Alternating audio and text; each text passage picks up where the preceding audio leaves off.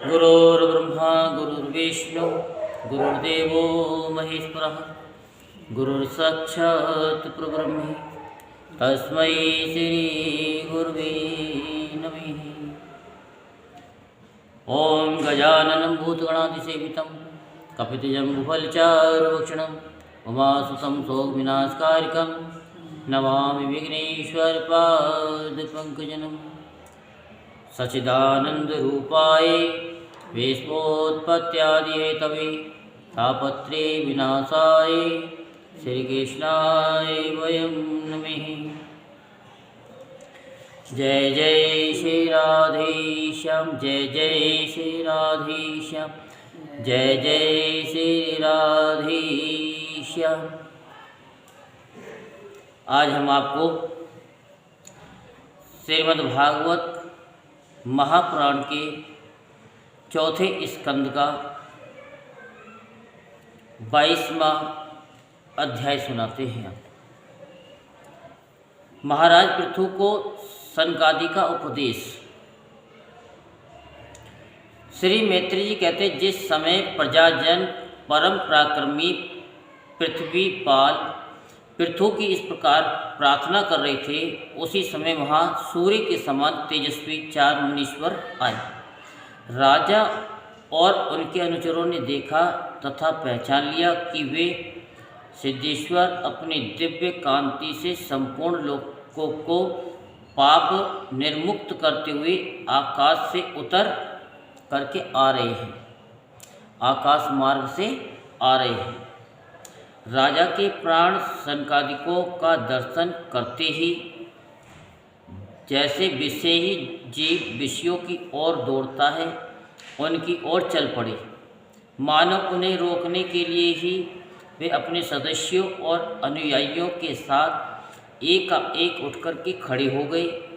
जब वे मुनिगण अर्घ स्वीकार कर आसन पर विराज गए, तब शिष्टा गृहिणी पृथु ने उनके गौरव से प्रभावित हो विनयवश गर्दन झुकाए हुए उनकी विधिवत पूजा की। फिर उनके चरणोदक को अपने सिर के बालों पर छिड़का। इस प्रकार शिष्ट जनोचित आचार का आदर तथा पालन करके उन्होंने यही दिखाया कि सभी सत्पुरुषों को ऐसा व्यवहार करना चाहिए। सनकादि मुनीश्वर भगवान शंकर के भी अग्रज हैं। सोने के सिंहासन पर वे ऐसे सुशोभित हुए जैसे अपने अपने स्थानों पर अग्नि देवता। महाराज पृथु ने बड़ी श्रद्धा और संयम के साथ प्रेम पूर्वक उनसे कहा। पृथु जी ने कहा कि मंगलमूर्ति मुनीश्वरों, आपके दर्शन तो यौगिकों को भी दुर्लभ हैं। मुझसे ऐसा क्या पुण्य बना है जिससे स्वतः आपका दर्शन प्राप्त हुआ है। जब करोड़ों करोड़ पुण्य उदय होते हैं, तब ये श्रीमद्भागवत की कथा सुनने को मिलती है, जिस पर ब्राह्मण अथवा अनुचरों के सहित श्री शंकर या विष्णु भगवान प्रसन्न हो। उसके लिए यह लोक और परलोक में कौन सी वस्तु दुर्लभ है।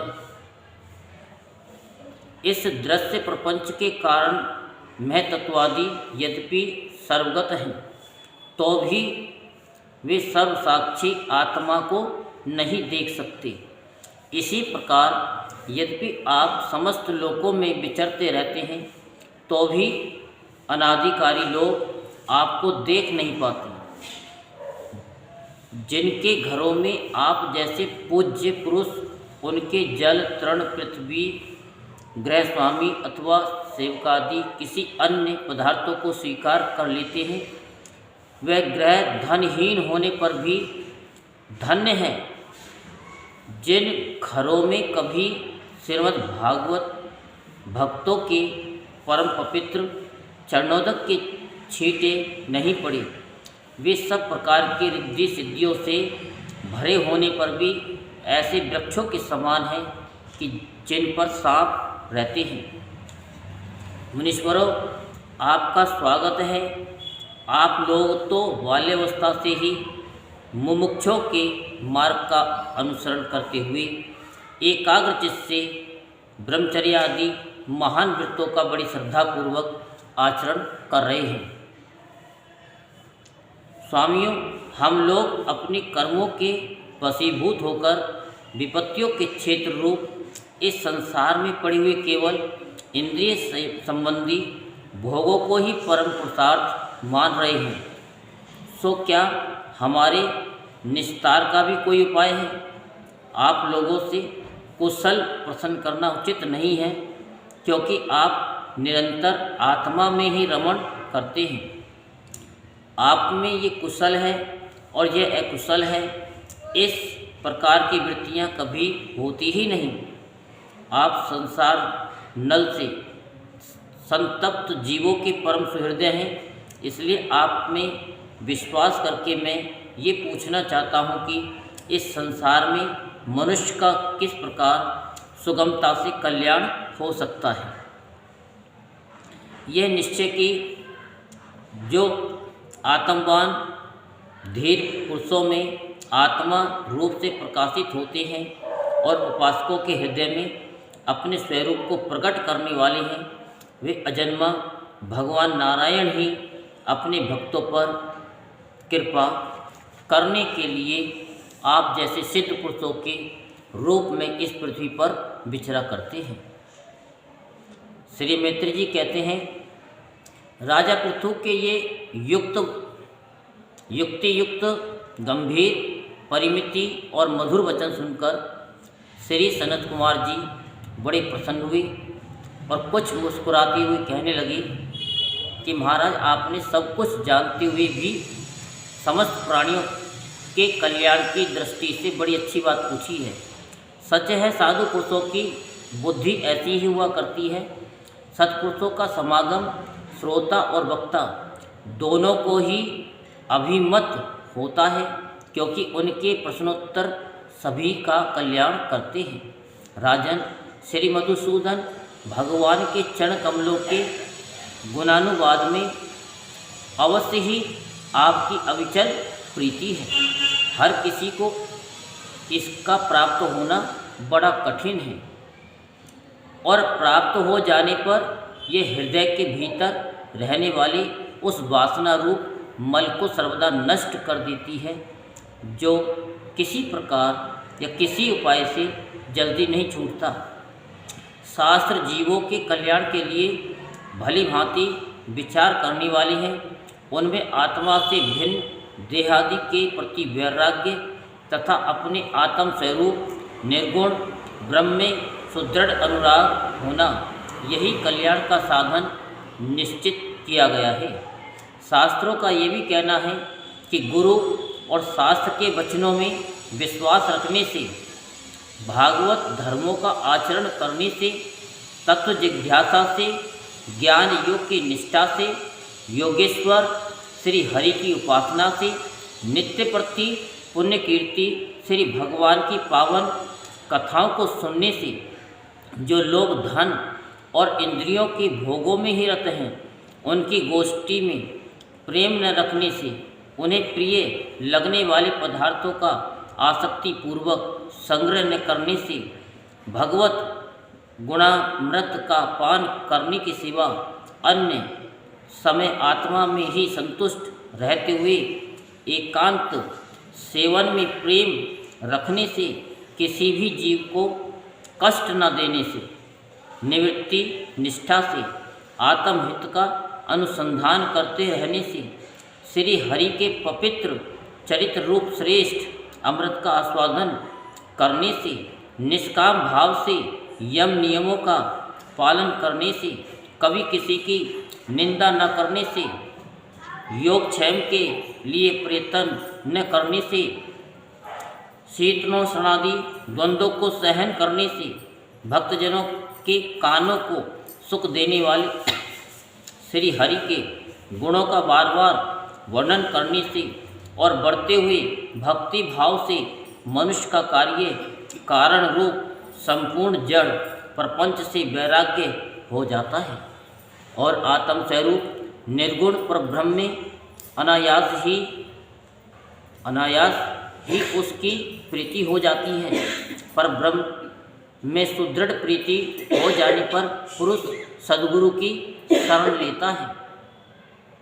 फिर ज्ञान और वैराग्य के प्रबल वेग के कारण वासना शून्य हुए अपने अविद्या 5 प्रकार के कलेशों से युक्त अहंकारात्मक अपने लिंग शरीर को वह उसी प्रकार भस्म कर देता है जैसे अग्नि लकड़ी से प्रकट होकर फिर उसी को जला डालती है।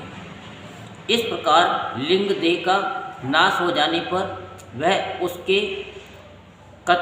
कर्तव्यादि सभी गुणों से मुक्त हो जाता है।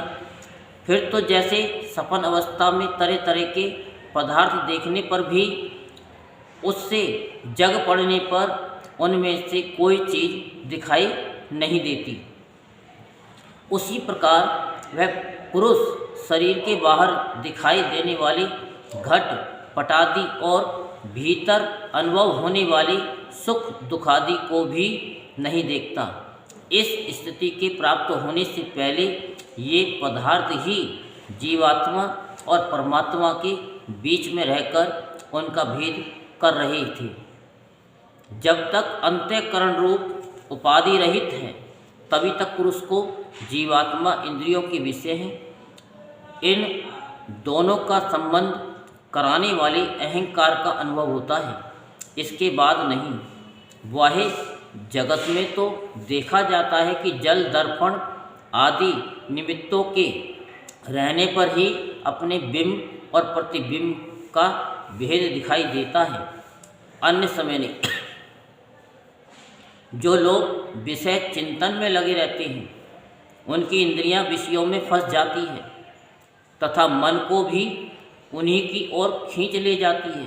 फिर तो जैसे जलाशय के तीर पर उगे हुए कुसादी अपनी जड़ों से उसका जल सींचते रहते हैं, उसी प्रकार वह इंद्रियासक्त मन बुद्धि की विचार शक्ति को क्रम से हर लेता है।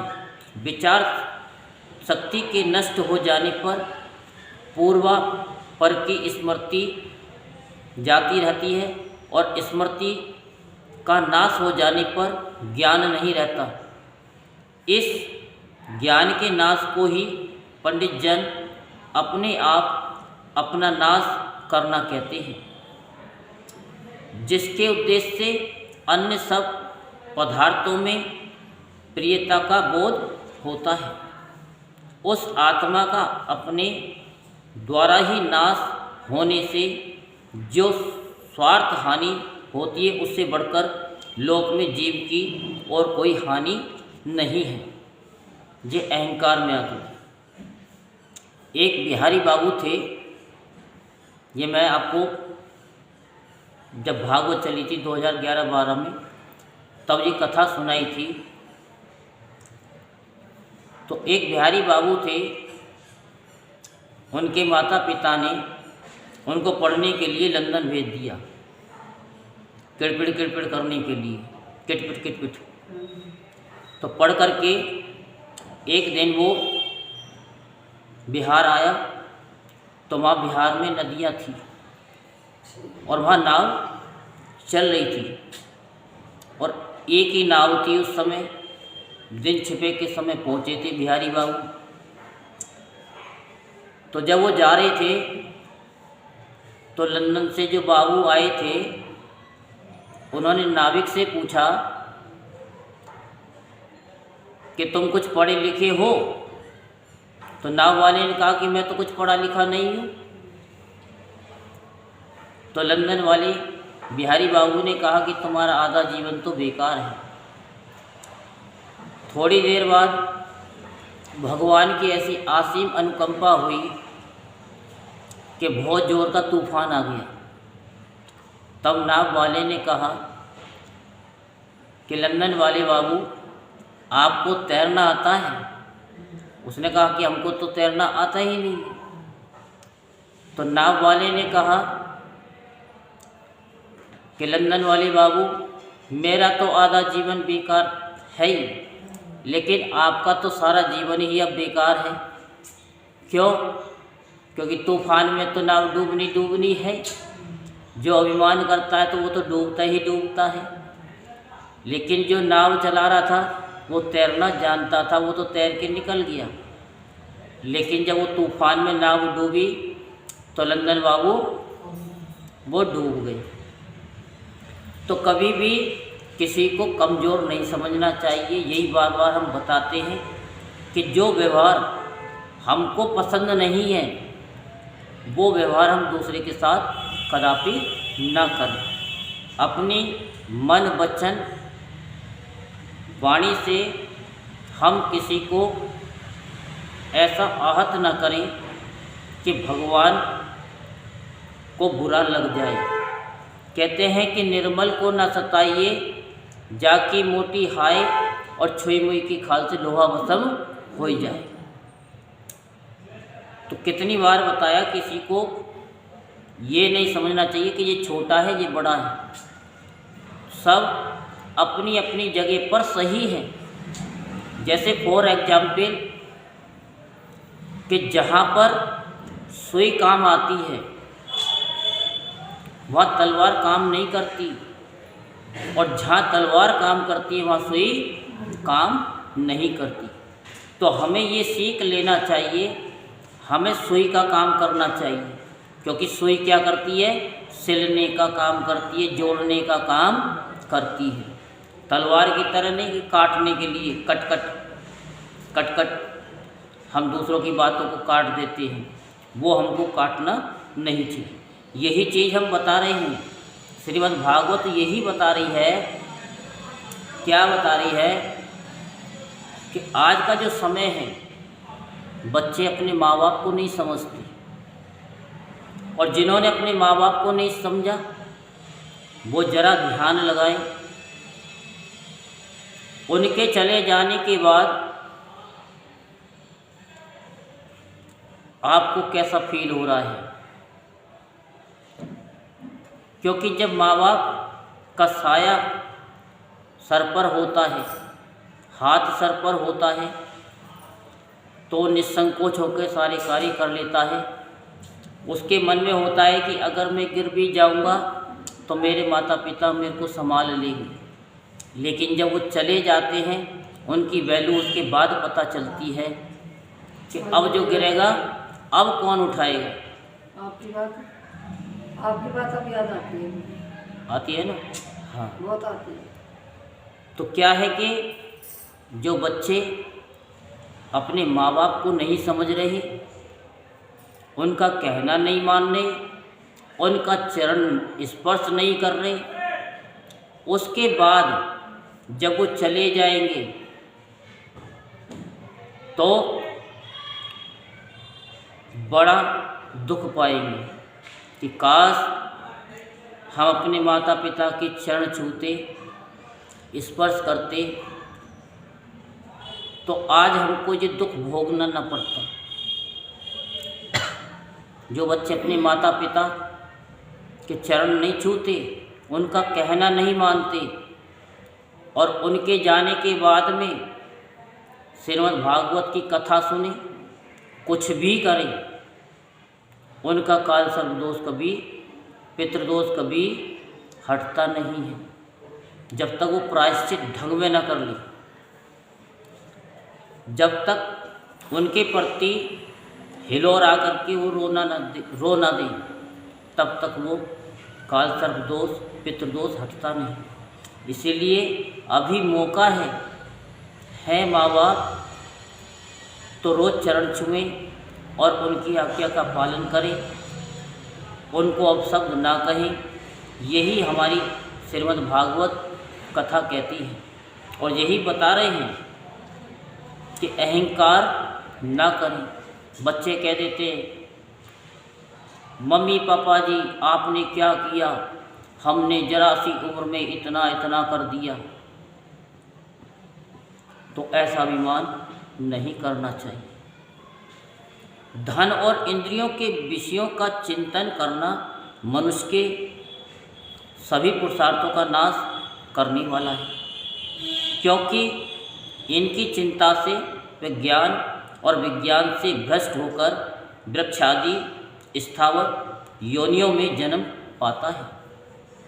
इसलिए जिससे अज्ञान अंधकार से पार होने की इच्छा हो, उस पुरुष को विषयों से या विषयों में आसक्ति कभी नहीं करनी चाहिए। आसक्ति किन लोगों को होती है? जिनका मूलाधार चक्र बंद हो जाता है, जो दूसरे से ईर्ष्या करते हैं, उनका मूलाधार चक्र बंद हो जाता है और उससे क्या होता है कि फिर उनकी नीच कर्मों में आसक्ति हो जाती है। तो उसे मंत्र के द्वारा अपने मूलाधार चक्र को जागृत करना चाहिए। किस तरीके से? क्या मंत्र है? Lump lump lump lump lump. तो इसको बोलने से चक्र एक्टिवेट हो जाते हैं और हमारे सारे कार्य खुलते हुए चले जाते हैं, दसों दिशाएं खुल जाती हैं। बस इतना ही कर लो। और ज़्यादा ही कोई प्रॉब्लम है, शरीर में रोग है, तो दोनों हथेली लेकर के जिस अंग में कष्ट है, ओम रोम जूम सा, ओम रोम जूम सा, ओम रोम जूम सा, ओम रोम जूम सा, ओम रोम जूम सा, 5 मिनट उस अंग पर हथेली रख करके बोलें। चाहे वो लीवर हो, चाहे किडनी हो। तरकीब हम बाद में शाम को बता देंगे, प्रैक्टिकल करके बता देंगे। उस क्रिया को करने से वो अंग बिल्कुल स्वस्थ हो जाएगा। जो सेल्स हमारे एक्टिवेट होंगे, जो गंदे सेल्स होंगे वो डीएक्टिवेट हो जाएंगे और नए सेल्स उत्पन्न होने शुरू हो जाएंगे। तो ये रोग, ये शिव तत्व है, शिव योग है। इसे करने से बहुत लोगों को फ़ायदा हुआ है। अब हम चाहते हैं कि यहाँ के लोगों को भी, और जो फेसबुक के माध्यम से लाखों लोग सुन रहे हैं, ट्विटर पे सुन रहे हैं और यूट्यूब पे सुन रहे हैं, उनका भी उद्धार हो सके। इसलिए ये क्रियाएं आपको निस्वार्थ होकर बताई जा रही हैं। और यदि किसी का बच्चा पढ़ता ना हो, वो एक काम करें, एक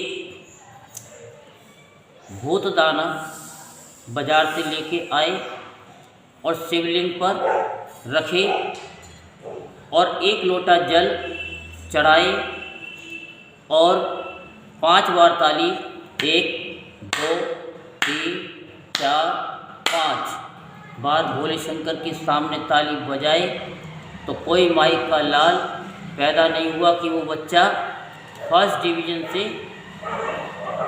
पास ना हो। बिल्कुल फर्स्ट डिवीज़न से पास होगा और अखबारों में भी उसका नाम होगा कि ये फर्स्ट डिवीज़न से बच्चा पास हुआ है इस क्षेत्र का। करके देख लो, पेपर आ रहे हैं फरवरी मार्च में, इतना तक करके देख लो और फिर बता देना। तो ये भी हम प्रेम बस होकर के आपको बता रहे हैं।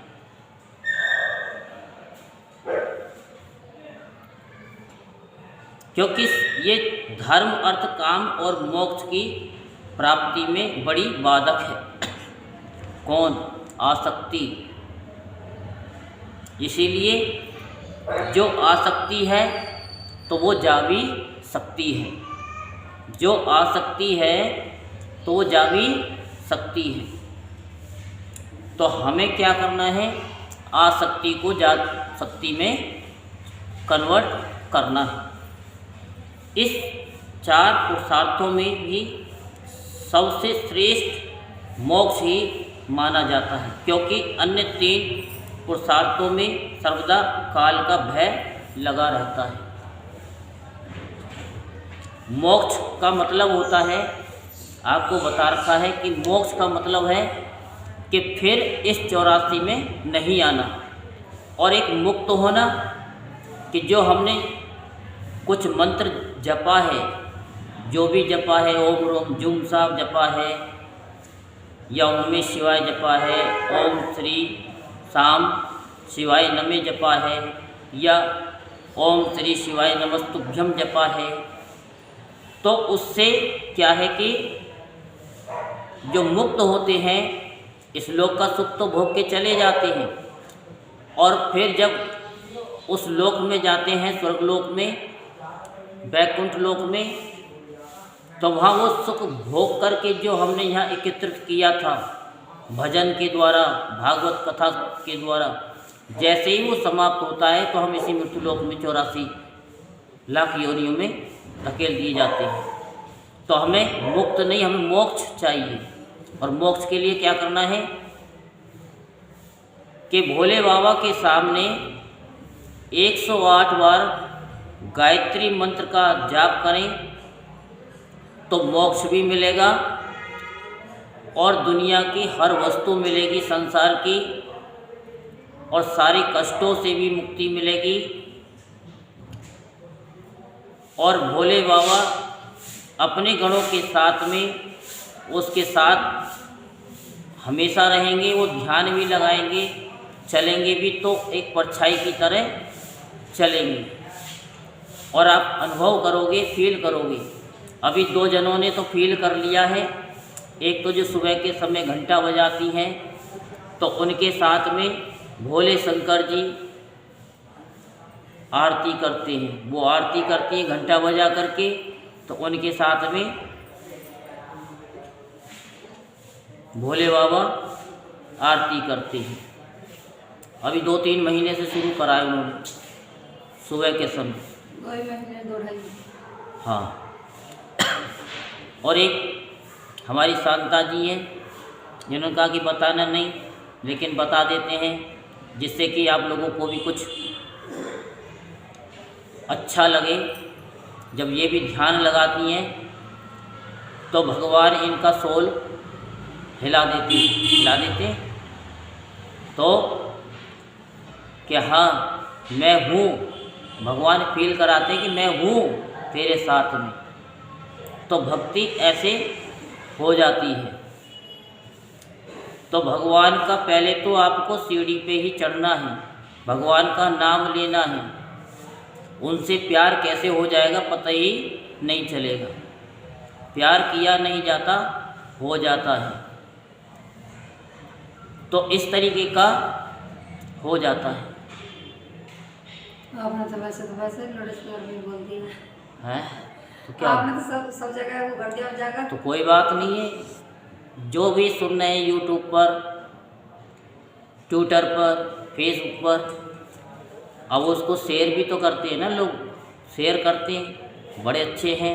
और जितना जितना ये शेयर कर रहे हैं उतना ही उनको फ़ायदा हो रहा है। ये तो यहाँ पर हैं उनका हम बता रहे हैं, बाकी तो सब बताते ही हमें वीडियो कॉलिंग पर। आपको भी बताया था कि लड़की का काम हुआ था, तो माताजी ने भी वीडियो कॉलिंग पे बात की थी उनसे, तो उनका काम हो गया।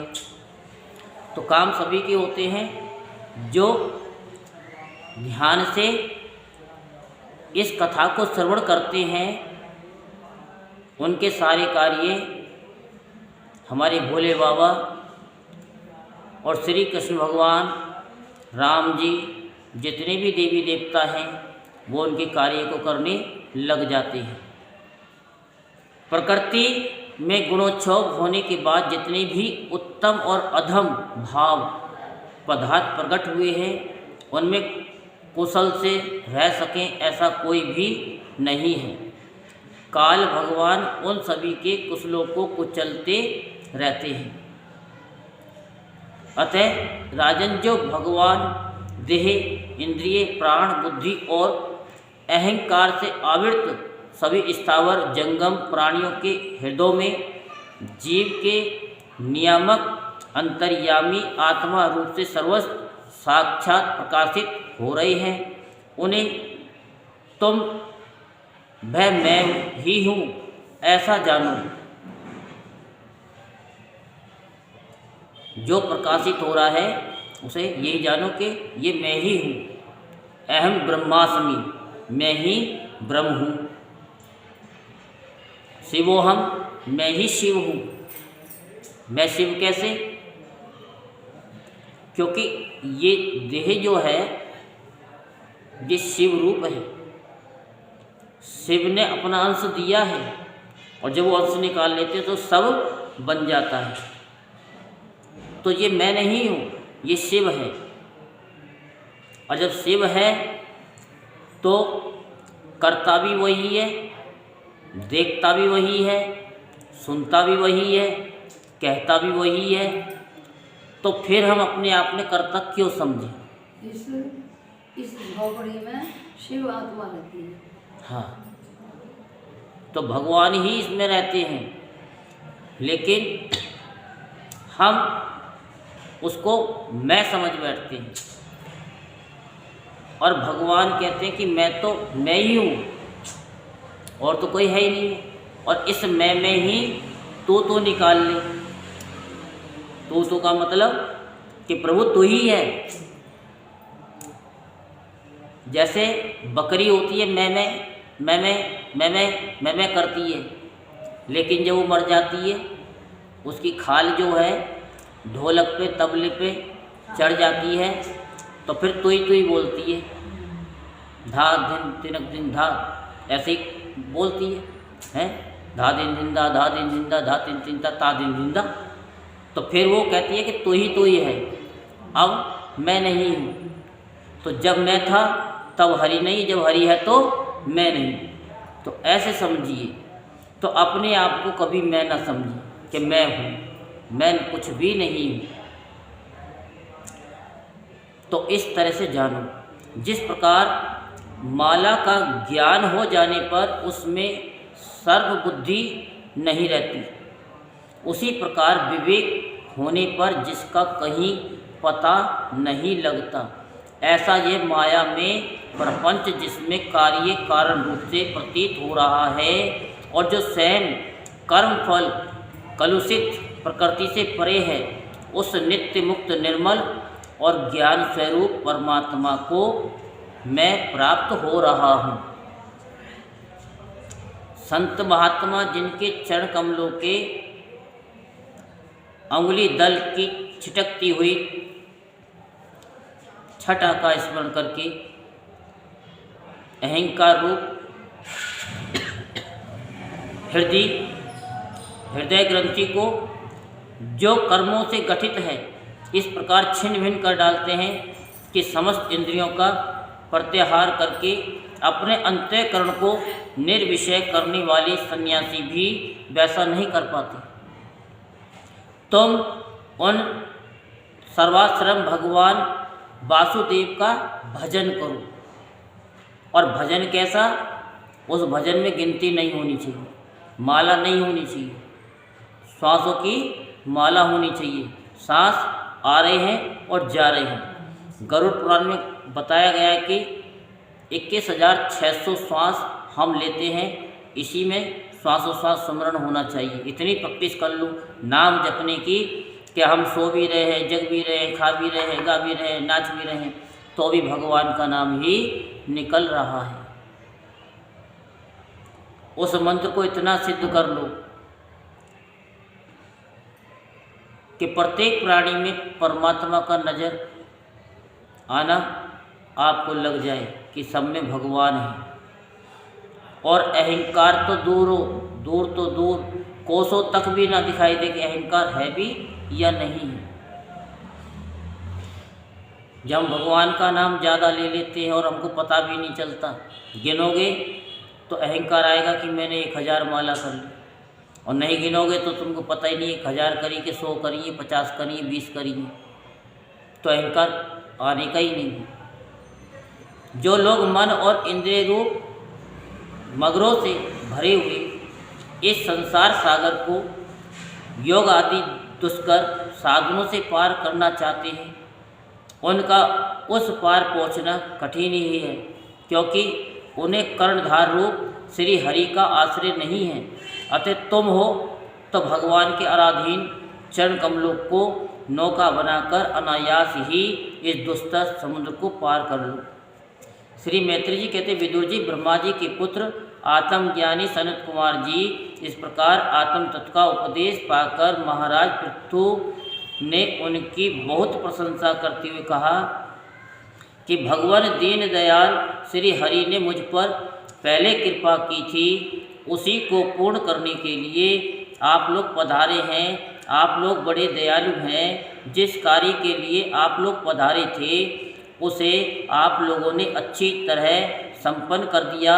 अब इसके बदले में मैं आप लोगों को क्या दूं?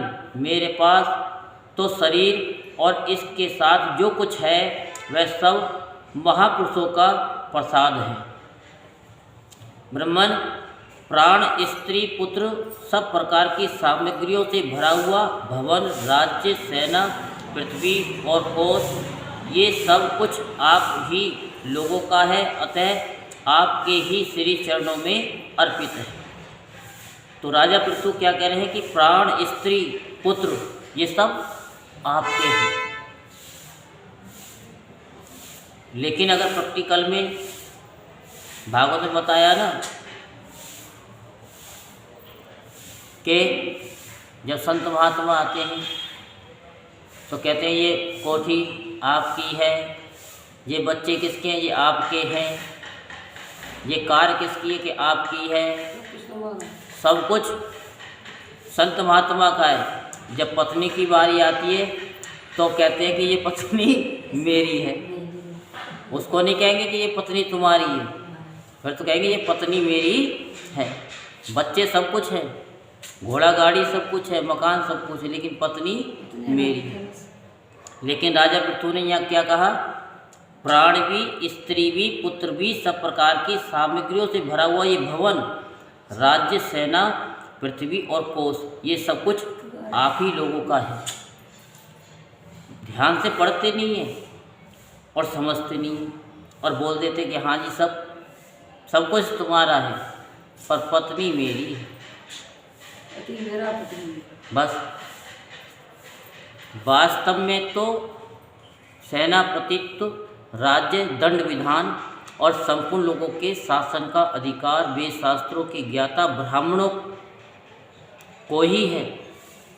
ब्राह्मण अपना ही खाता है, अपना ही पहनता है और अपनी ही वस्तु दान देता है। दूसरे क्षत्रिय आदि तो उसी की कृपा से अन्न खाने को पाते हैं। आप लोग वेद के पारगामी हैं। आपने अध्यात्म तत्व का विचार करके हमें निश्चित रूप से समझा दिया है कि भगवान के प्रति इस प्रकार की अभेद भक्ति ही उनकी उपलब्धि का प्रधान साधन है। आप लोग परम कृपालु हैं, अतः अपने इस दीनों उद्धार रूप कर्म से ही सर्वदा संतुष्ट रहे। आपके इस उपकार का बदला कोई क्या दे सकता है? इसके लिए प्रयत्न करना भी अपनी हंसी कराना ही है। तो मैत्री जी कहते हैं कि विदुर जी फिर आदिराज पृथु ने आत्मज्ञानियों में श्रेष्ठ सनकादि की पूजा की और वे उनके शील की प्रशंसा करते हुए सब लोगों के सामने ही आकाश मार्ग से चले गए।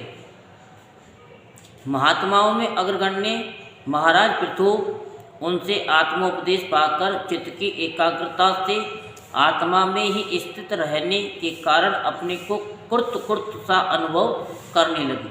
वह ब्रह्मार्पण बुद्धि से समय स्थान शक्ति न्याय और धन के अनुसार सभी कर्म करते थे। इस प्रकार एकाग्र चित्त से समस्त कर्मों का फल परमात्मा को अर्पण करके आत्मा को कर्मों का साक्षी एवं प्रकृति से अतीत देखने के कारण वे सर्वदा निर्लिप्त रहे। जिस प्रकार सूर्यदेव सर्वस्त्र प्रकाश करने पर भी वस्तुओं के गुण दोष से निर्लिप्त रहते हैं, उसी प्रकार सार्वभौम साम्राज्य लक्ष्मी से संपन्न और गृहस्थाश्रम में रहते हुए भी अहंकार शून्य होने के कारण वे इंद्रियों के विषयों में आसक्त नहीं हुए।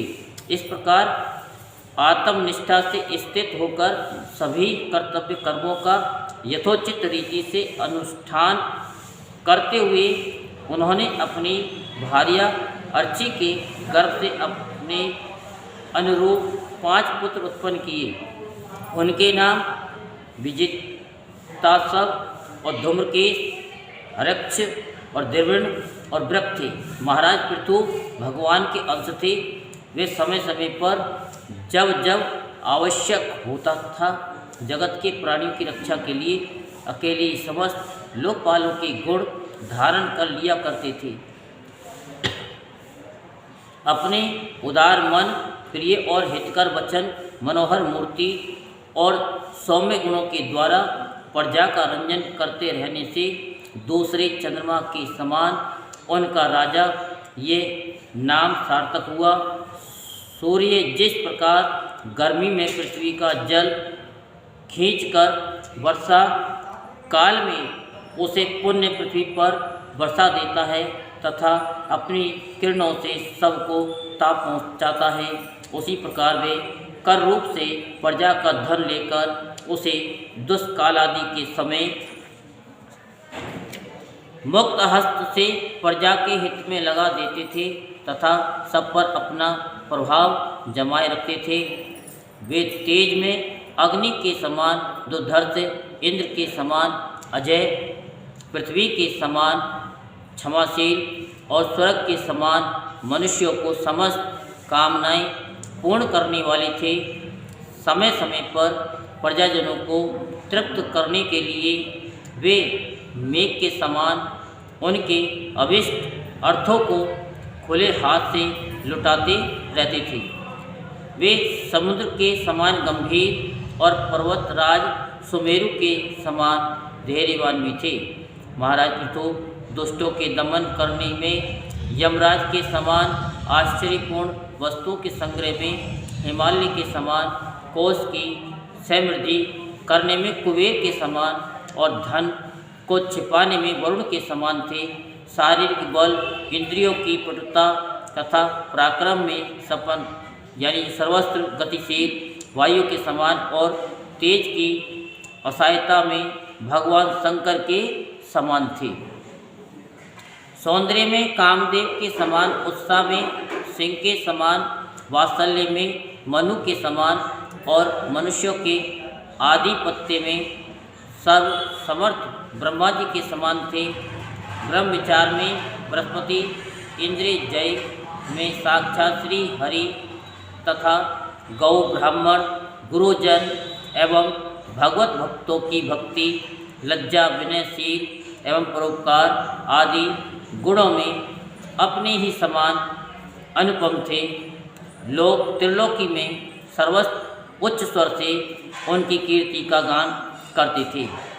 इससे वे स्त्रियों तक के कानों में वैसे ही प्रवेश पाए हुए थे जैसे सत्पुरुषों के हृदय में श्री राम। यहीं पर 22वां अध्याय संपूर्ण होता है। बोल वृंदावन बिहारी लाल की जय, बोल बांके बिहारी लाल की जय। जय जय श्री राधे श्याम, जय जय श्री राधे श्याम, जय जय श्री राधे श्याम। कल हम आपको राजा पृथु की तपस्या और परलोक गमन के बारे में सुनाएंगे। राधे राधे तो बोलना ही पड़ेगा।